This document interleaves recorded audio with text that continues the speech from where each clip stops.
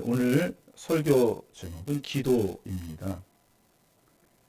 창세기 46장에서 야곱은 70명의 가족을 이끌고 애굽으로 내려갑니다. 요셉이 애굽의 총리가 되어 아버지와 그의 형제들을 애굽으로 초청했기 때문입니다. 애굽에서 그들은 요셉의 보호 아래 고센 땅에 살게 됩니다. 고센 땅은 비옥했고 그들이 양을 치기에 좋은 땅이었습니다. 이스라엘은 애굽에서 애굽 왕의 큰 호의를 받았습니다.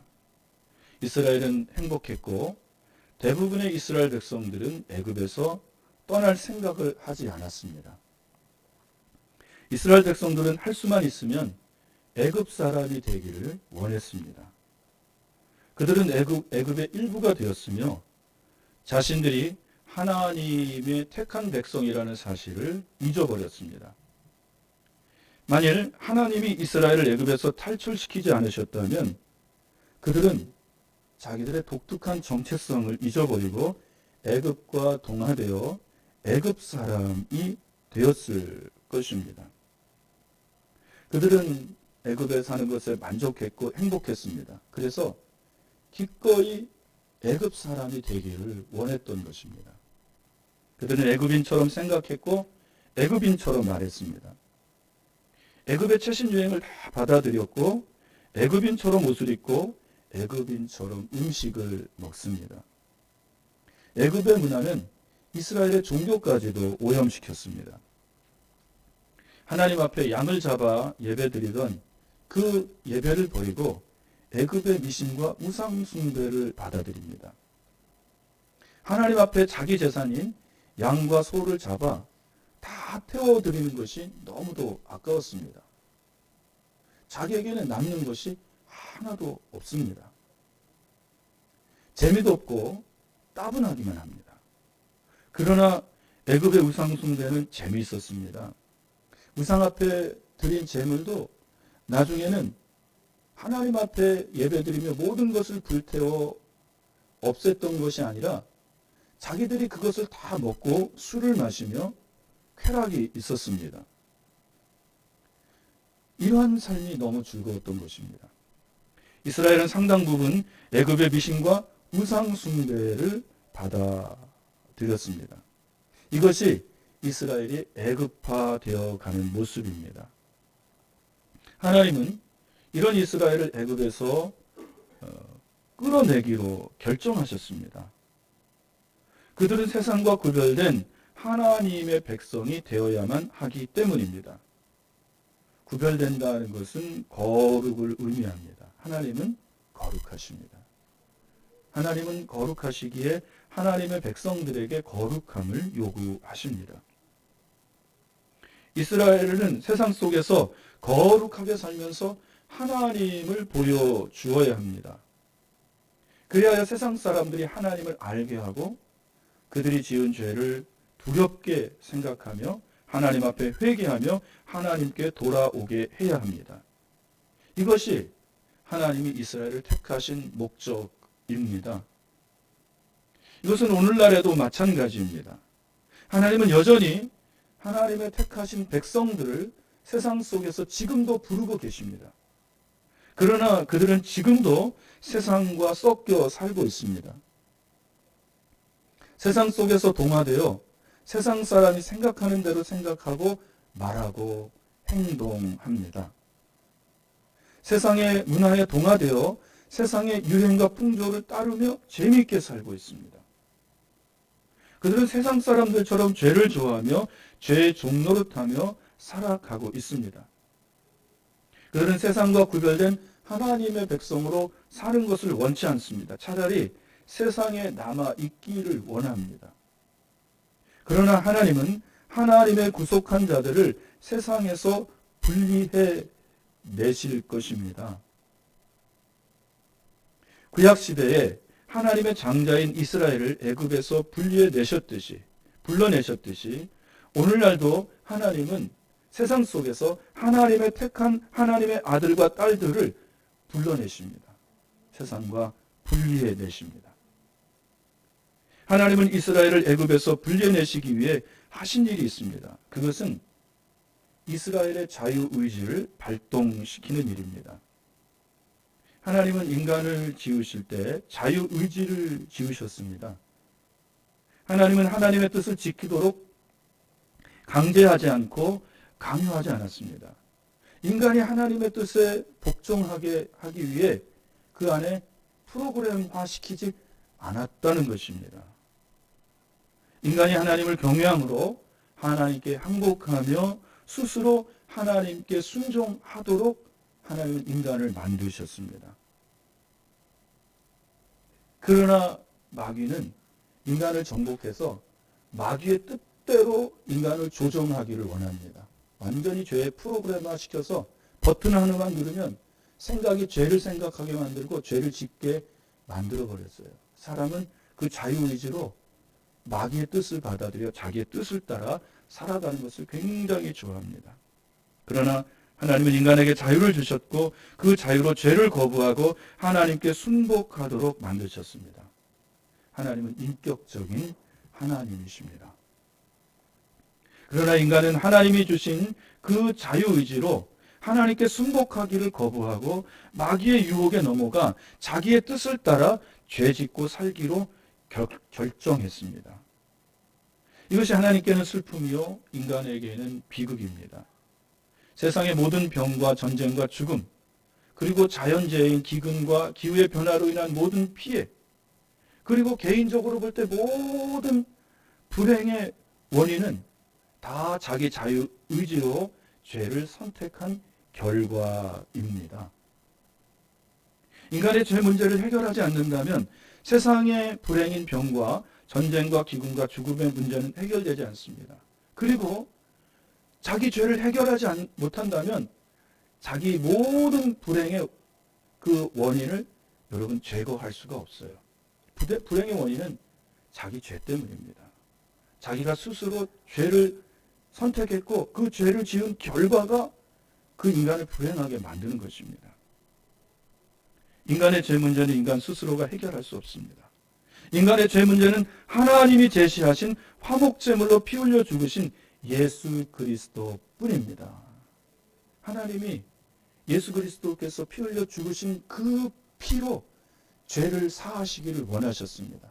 그래서 예수님이 흘리신 그 피를 믿는 자마다 하나님 앞에 죄를 회개하고 하나님이 그 죄를 사하시는 것입니다. 이스라엘은 지금 애굽에 머물기를 좋아하며 기꺼이 애굽의 일부가 되기를 원하고 있습니다. 이스라엘의 자유의지가 이것을 원하고 이것을 좋아했기 때문입니다. 하나님은 이스라엘이 기꺼이 애굽을 떠나기 원하는 방식으로 이스라엘을 애굽에서 끌어내셔야 했습니다. 그래서 하나님은 이스라엘이 자기들의 자유의지로 이스라엘을 애굽을 떠나기를 원할 때까지 하나님 기다리신 거예요. 이것은 이스라엘이 애굽의 모든 생활에 진저리를 치며 자기들의 자유의지로 애굽을 떠나는 방식입니다. 그래야 진짜로 애굽을 떠날 수 있어요. 내 자유의지로 내 제약된 생활을 떠나기를 원할 때 그 생활을 청산하고 하나님 앞에 돌아올 수 있는 것입니다. 애굽을 사랑하면 애굽을 떠날 수는 없습니다. 애굽이 진저리가 쳐질 정도로 싫어야만 비로소 애굽에서 떠날 수 있는 것입니다. 드디어 이스라엘이 그토록 사랑했던 애굽을 진저리 쳐지는 애굽이 되게 하는 계기가 발생합니다. 출애굽기 1장 8절을 보시면 요셉을 알지 못하는 새 왕이 일어나 애굽을 다스리게 됩니다. 애굽을 알았던 왕은 요셉이 바로의 꿈을 해석해주고 7년 대풍년과 대흉년을 예언하며 7년 대풍년 때 곡식을 잘 비축하고 관리해서 7년 대흉년 때 애굽을 살린 것을 알았습니다. 그리고 주변의 모든 나라들이 와서 자기의 모든 그 가축들을 다 팔아서 그 곡식과 바꾸어 먹었고 마지막에는 자기 땅까지 팔아서 곡식과 바꾸어 먹었습니다. 요셉으로 말미암아 애굽은 큰 부자가 되었고 아주 강한 나라가 되었던 것입니다. 그래서 요셉을 알고 있었던 왕은 요셉을 생각해서 고센 땅에 사는 요셉의 친족인 이스라엘 백성들을 잘 대우해 주었습니다. 그러나 이제 요셉을 모르는 왕이 등장하니 애굽 왕 바로는 이스라엘의 그 수많은 인구가 두려워졌습니다. 애굽이 다른 나라와 전쟁할 때 적국이 이스라엘과 내통하여 이스라엘이 적국의 편에 선다면 애굽은 큰 혼란과 위기에 빠지게 될 것입니다. 새 왕이 여기까지 생각이 들자 이스라엘 남자 인구를 줄이기로 결정합니다. 여자들은 노동력으로 써먹어야 되기 때문에 괜찮아요. 그런데 남자가 태어나면 부담스럽다는 것입니다. 그들이 자라나 군인이 될 수 있다는 거예요. 그래서 남자 인구를 줄이기로 결정합니다. 그 방법이 힘든 노동을 시키는 것입니다. 새 왕은 국고성을 쌓고 자신의 거대한 동상을 만들고 피라미드를 쌓는데 이스라엘을 강제 동원시켰습니다.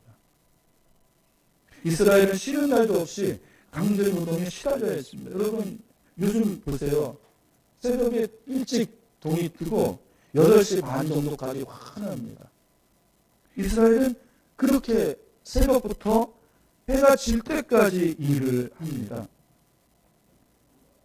이스라엘에게는 고된 노동과 십장들의 채찍밖에는 없습니다. 그런데도 이스라엘은 아이를 잘 낳고 번성해집니다. 피곤하고 힘들면 이제 집에 가서 그냥 잠만 자겠지 했는데 그게 아니에요. 더 많이 아이를 낳습니다. 급기야 애굽 왕 바로는 남자는 나일강에 던져 죽이고 여자는 살리는 엄명을 내립니다. 마침내 이스라엘 백성의 자유의지가 발동하기 시작했습니다. 이제는 정말 애굽이 싫다. 이제는 애굽이 지긋지긋하다. 내가 전에는 편안하게 살았는데 이제는 너무 힘들다. 애굽을 떠나고 싶다. 그들의 마음에 애굽을 떠나기를 바라는 마음이 들어오기 시작했습니다. 혹시 우리 중에 극심한 영혼의 괴로움을 당하면서도 그 이유를 알지 못하는 사람들이 있습니까? 하나님이 여러분을 그 어려운 상황 속으로 몰아넣으면서 여러분을 속박하는 애굽으로부터 나오려는 마음을 주시는 것임을 깨달으시길 바랍니다. 오늘 본문에는 이스라엘이 애굽을 떠나고 싶은 마음이 들 때 이스라엘이 한 행동과 하나님이 하신 행동이 나와 있습니다. 그리고 이 두 행동이 결국 이스라엘이 애굽을 탈출하는 원인이 됩니다. 먼저 이스라엘이 한 행동을 살펴보시겠습니다. 본문 23절입니다. 여러 해 후에 애굽 왕은 죽었고 이스라엘 자손은 고된 노동으로 말미암아 탄식하며 부르짖으니 그 고된 노동으로 말미암아 부르짖는 소리가 하나님께 상달된지라. 이스라엘이 고통 중에 한 행동을 23절에서는 점층법으로 표현했습니다. 점점 더 강도가 세지는 그런 표현법이죠. 이스라엘 자손이 애굽의 고된 노동으로 인해 처음에는 탄식했습니다. 슬픈 것이죠. 그리고 그 다음에는 부르짖었습니다. 그리고 그 다음으로 부르짖는 소리가 하나님께 상달되었습니다. 이것은 우리의 기도의 과정을 우리에게 알려줍니다. 이스라엘이 애굽에서 형통하고 평안할 때 탄식하지도 않았고 하나님께 부르짖지도 않았습니다. 이스라엘이 하나님께 부르짖지 않으니 하나님께 상달될 일도 없는 것입니다. 그러나 이스라엘에게 고통이 오자 탄식하며 하나님께 부르짖어 기도하기 시작했습니다. 23절의 말씀은 우리로 하여금 우리가 언제 기도하지 않으며 어느 때 기도하는지 알려주는 말씀 구절입니다. 먼저 그들이 탄식하며 부르짖기 시작한 것은 행복의 시간이 지나간 때입니다. 형통한 시간이 다 끝난 때예요. 이스라엘이 거주하고 있는 땅 고센은 여전히 비옥하고 살기 좋은 땅입니다. 그들이 양을 치고 소를 치고 염소를 칠 수 있는 그 초원이 잘 형성된 곳이에요. 그러나 이제는 그것을 보면서 행복할 시간이 없습니다. 그들은 해가 뜨고 해가 지는 그 시간까지 십장에게 욕을 먹으며 팔과 등과 다리에 채찍을 맞습니다. 걷어차입니다. 늦은 저녁에 집에 돌아오면 하루 종일 떼약볕에 일에 그을린 그 살과 육체에는 채찍에 얻어맞은 피멍 자국뿐입니다. 근육은 근육통에 시달리고 뼈마디는 류마티스 관절염에서 아주 고통스럽습니다. 그리고 많은 그 몸의 질병 때문에 밤새 신음하고 또 동이 트면 나가서 일을 합니다. 이제 이스라엘에게는 안식과 형통은 사라졌습니다. 오직 노예로서 영혼 깊은 곳에서 올라오는 신음소리와 육신의 고통뿐입니다. 혹시 세상 속에서 만족스럽게 살았다가 지금 모든 것이 바뀌었습니까? 과거에 좋았던 것이 지금은 보기도 싫어지는 마음이 드십니까? 더 이상 그 속에서 즐거움을 느끼지 못하며 탈출하고 싶은 마음이 드십니까? 그렇다면 그것은 좋은 신호입니다. 하나님을 찾고 하나님께 기도할 수 있는 기회를 가진 것입니다. 이스라엘은 예전의 행복만 잃은 것이 아닙니다. 그들은 지금 자신들이 노예의 상태에 있다는 것을 느끼기 시작했습니다. 자유를 잃어버렸어요. 여러분, 이 자유가 얼마나 좋은 것입니까? 종교의 자유가 있습니다. 통행의 자유가 있습니다. 무엇이든지 할 수 있는 자유가 있습니다. 범죄만 빼고요. 요셉 덕분에 이스라엘은 자유인으로 살다 이제는 요셉을 모르는 새 왕으로 인해 노예로 전락했습니다. 이것이 고통스러운 거예요. 노예는 자기 뜻이 없는 사람들입니다. 늘 타인의 뜻대로, 주인의 뜻대로 사는 사람들입니다. 마침내 이런 삶이 너무 싫어져서 견딜 수 없는 상태가 되어버렸습니다. 이렇게 살아서는 안 된다고 생각합니다. 이런 생각은 하나님이 주시는 각성입니다. 죄의 노예로 살아가는 사람들이 많이 있습니다. 죄가 주는 쾌락에 빠져 잡혀서 나오지를 못합니다. 어떤 사람들은 사람의 노예가 되어 살아갑니다. 사람과 친구들이 그를 통제합니다. 자기가 옳다고 생각하는 것을 사람들이 두려워 말하지도 못하고 행하지도 못합니다. 그들에게 구속당하며 살아가고 있습니다. 그런데 어느 날 죄의 노예로 전락된 자신을 발견합니다. 과거에는 자유로운 삶처럼 느껴졌던 것이 이제는 노예처럼 느껴집니다. 이전에는 행복하게 생각되었던 것이 이제는 그것이 불행의 씨앗으로 깨달아집니다. 이렇게 살아서는 안 되겠다. 이제 더 이상 이런 삶을 살고 싶지 않다. 이것은 그에게 희망적인 일입니다. 그가 이것에서 벗어나려 무언가를 시도하려 하기 때문입니다. 가난이 지긋지긋하게 싫으면 뭔가 하려고 하고 가난을 벗어나. 죄가 지긋지긋하게 싫으면 그 죄에서 벗어나려고 뭔가 일을 시도합니다. 이것은 영적으로도 마찬가지입니다. 사람은 죄를 지을 수 있을 만큼 죄를 지으려고 합니다. 죄를 지어서 파산될 때까지 죄를 지어요. 벼랑 끝까지 가는 것이 인간의 속성입니다. 세상의 즐거움을 누릴 수 있을 만큼 세상의 즐거움을 누리며 살려고 합니다. 그 사람은 죄가 자기를 끔찍하게 짓누를 때 비로소 자신의 처지를 슬퍼하게 될 것입니다. 아, 내가 죄의 노예가 되었구나. 죄로 인하여 내가 지금 이렇게 힘들어졌구나. 이 상태가 되어서야 이 사람은 비로소 하나님을 생각하고 기도를 시작하게 됩니다. 이스라엘은 애굽의 고된 노동으로 자신의 모습을 슬퍼하게 되었습니다. 도저히 애굽 왕의 압자에서 벗어날 수 없고 아무도 도와줄이 없는 자기들의 처지를 보며 탄식합니다. 그제서야 이스라엘은 하나님을 생각합니다. 애굽 땅에서 형통하고 행복할 때는 하나님을 생각하지 않았어요. 그러나 지금 고통스러운 지경이 되어서야 하나님을 생각하고 하나님께 부르짖기 시작합니다. 이스라엘의 이 모습이 우리의 모습과 흡사하지 않습니까? 아니요. 이스라엘의 이 모습은 정확히 우리의 모습입니다. 우리도 형통하고 행복하면 하나님 찾지 않아요.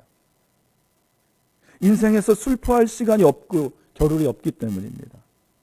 그러나 형통이 지나고 행복이 끝나면 하나님을 찾습니다. 우리가 오늘 이 설교 속에서 생각해야 할 것은 이 지경이 되기 전에 하나님께 기도하며 살아야겠다는 생각을 가져야 합니다. 하나님과의 인격적인 만남 속에서 하나님을 의지하고 살아야겠다는 생각을 가지셔야 합니다. 즉 하나님께 기도하고 살아야 한다는 생각을 가지십시오. 사도 바울의 말을 기억하십시오. 쉬지 말고 기도하라. 그러나 내 인생에 대해 슬퍼하고 부르짖어 기도하기 시작하는 것은 희망의 서곡입니다. 하나님이 바라시는 대로 그가 자기를 억압하는 애굽을 떠나고 싶은 마음을 가졌기 때문입니다. 여러분, 이 애굽은 세상을 상징합니다. 지금 세상 속에서 하나님의 선택받은 자들이 열심히 죄를 짓고 살아요. 그런데 하나님은 때가 되면 그 사람을 세상 속에서 불러내십니다. 그리고 교회로 하나님 이끄셔요. 그리고 그 말씀 속에서 자기의 모든 죄를 깨닫게 하시고 하나님의 사람으로 만들어 가십니다. 이것이 되기 위해서는 어느 날 문득 깨달아야 돼요. 아, 내가 이렇게 살면 안 되겠구나. 이 세상 속에서 내가 이 죄악된 세상 속에서 탈출해야 되겠구나. 이런 마음이 들 때 하나님을 생각하고 하나님께 돌아오는 계기가 된다는 것입니다. 여러분, 인생에 터닝 포인트가 있기를 주님의 이름으로 축복해요. 우리가 쭉 계속 가면 안 됩니다. 그것은 지옥으로 가는 길입니다. 천국으로 가는 길, 하나님께로 돌아오는 그 인생의 기회, 터닝 포인트가 반드시 있습니다. 하나님은 그 시점을 주셔요. 이제 그는 곧 하나님의 긍휼하심을 잊게 될 것입니다. 이스라엘이 그 고된 노동으로 인하 탄식하며 하나님께 부르짖는 소리는 하나님께 상달되었습니다. 여러분, 우리 인생이 사방이 막힐 때가 있습니다. 아무것도 우리에게 도움을 줄 수 있는 사람이 없어요. 그때 열린 곳은 딱 한 군데, 하늘입니다. 하나님은 하늘에 계시니 하늘에 계신 하나님께 기도하십시오. 여러분이 탄식하며 부르짖는 그 기도 소리가 하늘에 계신 하나님께 상달될 것입니다. 여러분, 세상에서 제일 큰 소리가 무슨 소리인지 아십니까? 여러분의 기도 소리예요.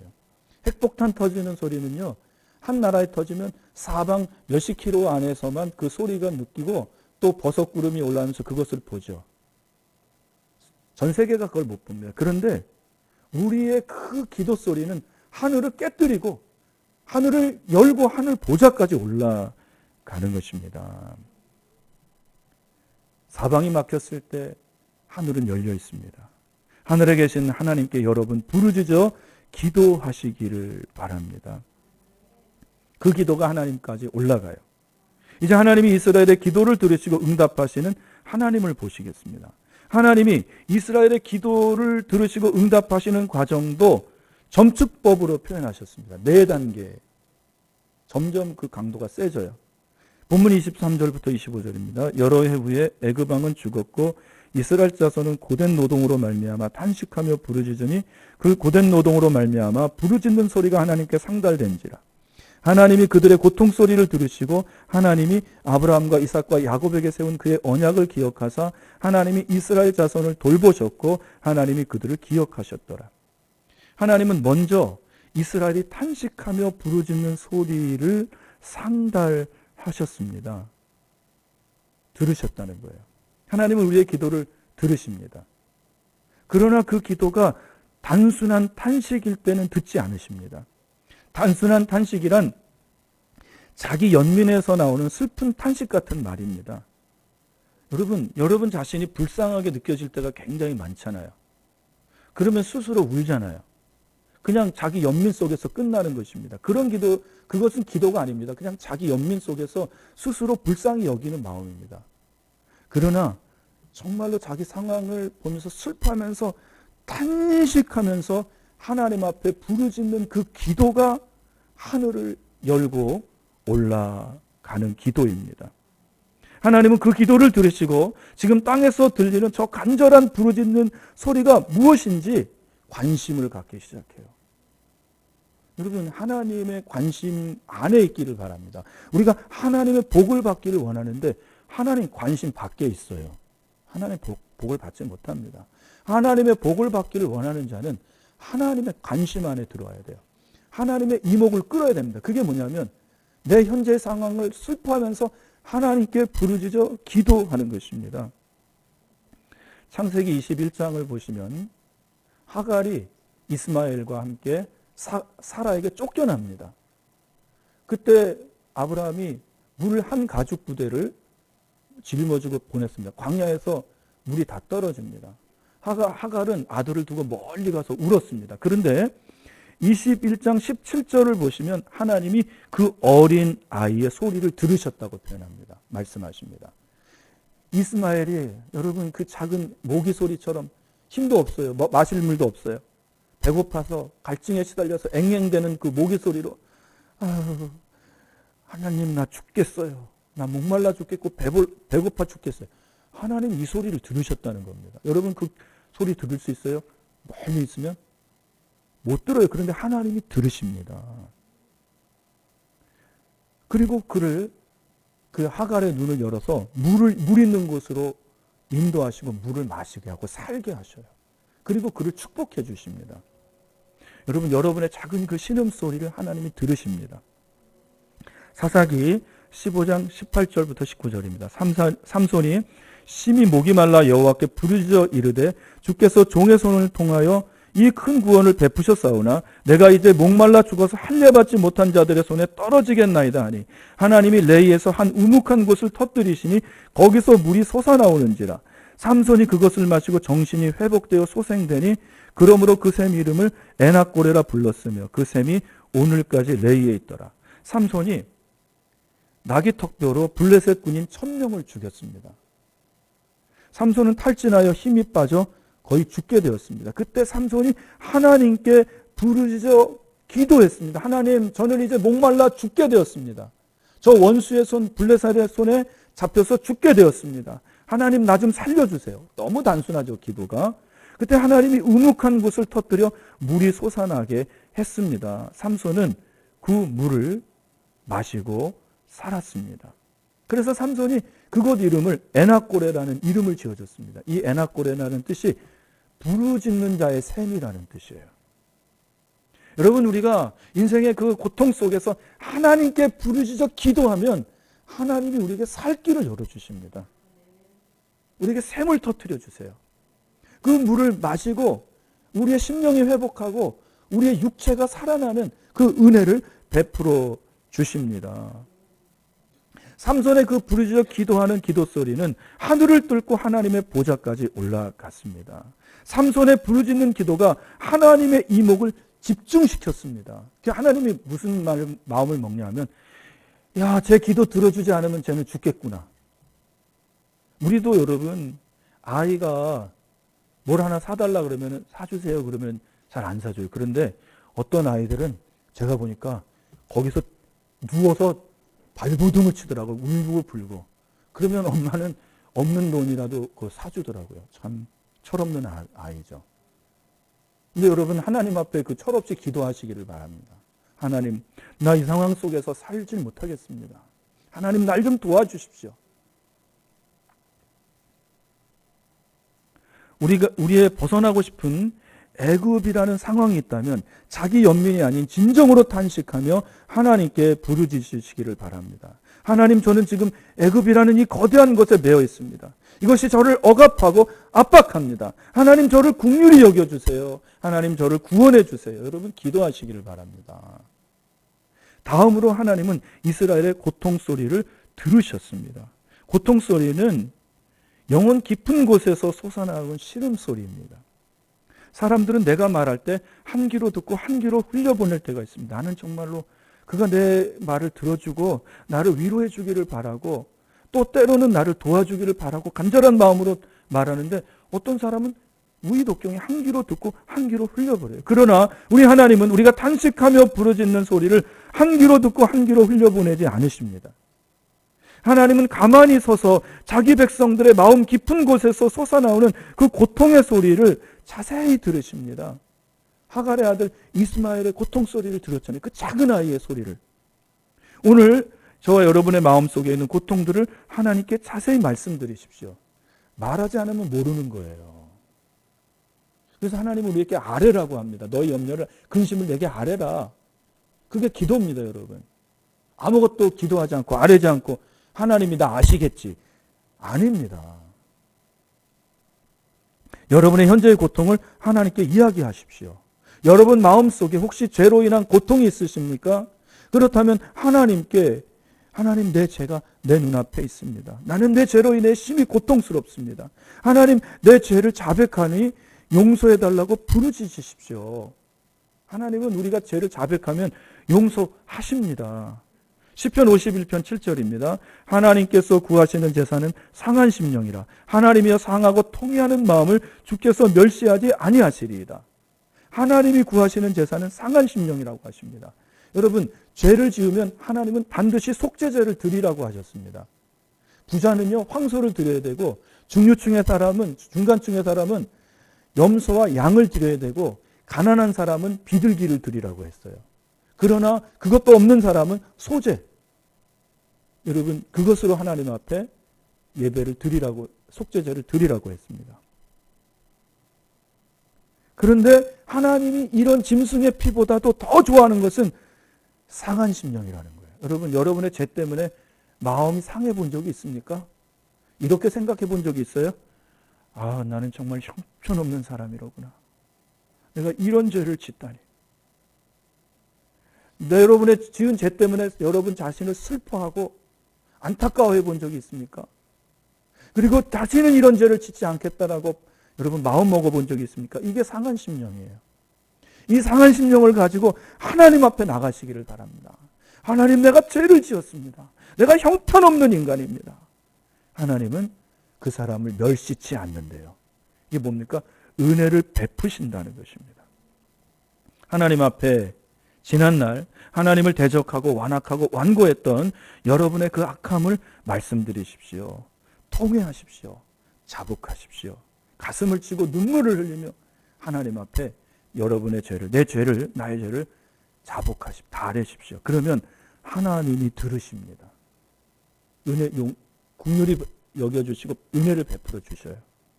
그 다음으로 하나님은 아브라함과 이삭과 야곱에게 하신 언약을 기억하셨습니다. 하나님은 이스라엘의 죄를 기억하지 않았어요. 야, 저것들 등 따시고 배부르고 편안하게 살 때는 나 모르는 척 하더니 이제는 힘들고 괴로우니까 나한테 와서 부르짖네. 지난날의 죄를 기억하지 않으셨다는 거예요. 하나님은 애굽에서 하나님을 잊어버리고 애굽에 동화되어 애굽 사람이 된 것을 기억하지 않으셨습니다. 애굽에서 죄를 사랑하고 우상 숭배한 그 죄들을 기억하지 않으셨습니다. 하나님은 아브라함과 이삭과 야곱에게, 이스라엘 조상들에게 내가 반드시 너희 자손에게 복주고 복주며 너희에게 은혜를 베풀겠다는 그 언약을 그때 기억하셨습니다.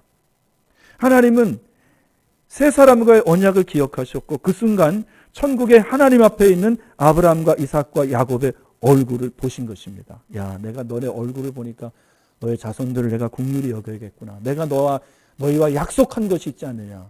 내가 너희 자손을 축복해주고 이 땅에서 번성케 하고 잘 살게 해줄 거라고, 땅을 차지하고 잘 살게 해줄 거라고 너희와 약속한 것이 있느냐, 있지 않느냐. 너희가 지금 내 눈앞에 있으니 내가 너희와 언약한 것을 기억하겠다. 그리고 이스라엘에게 복을 주십니다. 여러분, 하나님은 우리에게도 동일하게 대해 주십니다. 비록 우리가 죄를 지었어도 하나님은 우리의 죄를 보시지 않습니다. 그 순간 천국에서 하나님 우편에 계신 하나님의 아들 예수 그리스도의 얼굴을 보십니다. 그 아들이 어떻게 우리 죄를 위해 피 흘려 죽었는지를 하나님은 보시는 거예요. 그리고 사랑하는 아들과 약속한 그 약속을 기억하시며 내가 내 사랑하는 아들을 믿는 자들을 축복해 줄 것이라고 말씀하십니다. 내가 너의 얼굴을 보았다. 너가 모든 죄인들을 위하여 피 흘려 죽은 그 피를 내가 이 시간 본다. 내 앞에 죄를 회개하고 나오는 그 사람의 죄를 나는 보지 않을 것이다. 너의 얼굴을 봐서 내 앞에 나오는 그 사람을 내가 축복할 것이다. 라고 하나님이 말씀하시는 것입니다. 우리는 예수님 때문에 하나님께 받아들여지는 것입니다. 여러분. 왜냐하면 하나님이 우리 죄를 보시는 것이 아니라 우리를 위해 화목제물로 피 흘려 죽으신 아들 예수를 보기 때문입니다. 하나님은 우리에게 긍휼을 베푸시는 근거를 우리의 잘나고 똑똑하고 착한 행실에 두지 않고 하나님의 은혜 언약 안에 두는 거예요. 우리가 잘나고 똑똑한 사람만 하나님이 찾으신다면 저 같은 사람이 어떻게 목회를 할 수 있으며 저 같은 사람이 어떻게 하나님 앞에 나올 수 있겠습니까? 정말로 더러운 죄인인데요. 근데 하나님은 우리의 행위에 근거를 두지 않는데요. 하나님의 은혜의 언약, 약속에 근거를 두십니다. 그래서 우리를 받아들이는 거예요. 하나님의 축복은 하나님의 언약 안에서 우리에게 옵니다. 우리는 이것을 잊지 말아야 합니다. 그래서 기도할 때 항상 하나님의 은혜의 언약을 붙잡고 기도해야 합니다. 그리고 예수 그리스도의 보혈을 의지하고 하나님 앞에 나가십시오. 그리고 그 다음으로 하나님이 이스라엘 자손들을 돌보셨습니다. 돌보다의 히브리어는 라아입니다. 라아는 보다, 주시하다라는 뜻이 있습니다. 하나님은 탄식하며 부르짖어 기도하는 이스라엘의 기도를 처음에는 귀로 들으셨습니다. 그리고 하나님은 머리로 하나님이 이스라엘 조상들에게 하신 언약을 기억하셨습니다. 그리고 이제 하나님은 탄식하며 기도하는 이스라엘을 하나님의 눈으로 보고 계십니다. 이것은 하나님이 이스라엘을 아셨다는 것을 말씀하시는 것입니다. 하나님은 저와 여러분 한 사람 한 사람을 지금 보고 계십니다. 알고 계십니다. 우리의 슬픔을 아시고 우리의 연약함을 알고 계셔요. 그리고 우리의 악함도 아시고 우리의 죄도 아십니다. 우리의 연약함을 아십니다. 진실로 마음은 원이지만 육신이 약하여 죄짓는 우리를 하나님은 아셔요. 우리 마음으로 얼마나 하나님의 의를 쫓아가고 싶습니까? 그런데 육신이 자꾸 죄를 쫓아가요. 이게 죄의 맛이 들었기 때문입니다. 하나님은 이런 우리를 긍휼히 여기시며 우리를 바라보고 계십니다. 하나님의 우리의 연약함을 아시고 우리를 긍휼히 여기는 것이, 여러분, 이것이 큰 은혜입니다. 이스라엘을 아시는 하나님은 구원자 모세를 보내십니다. 하나님은 동일하게 연약하여 죄짓는 우리에게 구원자를 보내십니다. 그 구원자는 예수 그리스도이십니다. 탄식하며 하나님께 부르짖는 그들을 하나님은 바라보시고 마음이 아프셨습니다. 그리고 아브라함, 이삭, 야곱에게 약속했던 언약을 돌아보시고 드디어 그들에게 모세를 보내주시는 거예요. 모세는 구원자잖아요. 우리가 우리의 죄악으로 말미암아 탄식하며 하나님 앞에 슬프다고, 내 죄 때문에 내가 죽겠습니다라고 기도하면 그 사람에게 하나님은 예수 그리스도를 보내주십니다. 그리고 그 예수님은 우리를 구원하십니다. 진심으로 여러분을 억압하고 있는 세상에서, 애굽에서 떠나기를 원하십니까? 전에는 좋았던 세상의 것들이 이제는 진전이 처질 정도로 싫어지셨습니까? 세상이 너무 좋아요. 여러분, 얼마나 좋습니까? 그런데 그 세상이 얼마나 나를 죄로 억압하고 죄짓게 하는 것인지 깨달으셨습니까? 깨달아야 돼요. 그래야 떠나고 싶은 거예요. 여러분을 억압하고 있는 상황과 어떤 사람으로부터 떠나기를 원하십니까?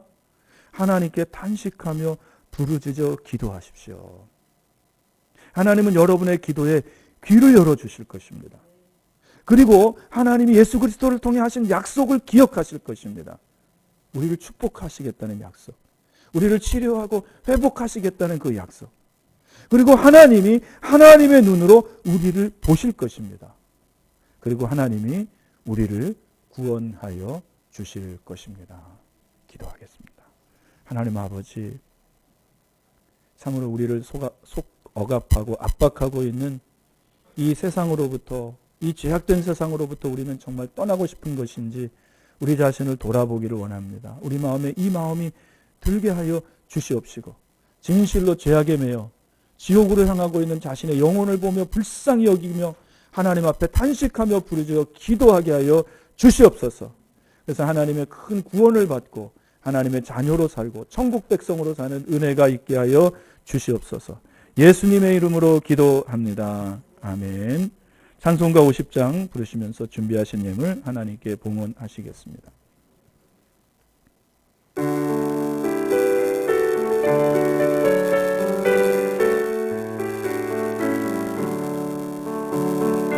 내게 있는 모든 것을 아낌없이 드리네. 사랑하고 의지하며 주만 따라 살리라. 주께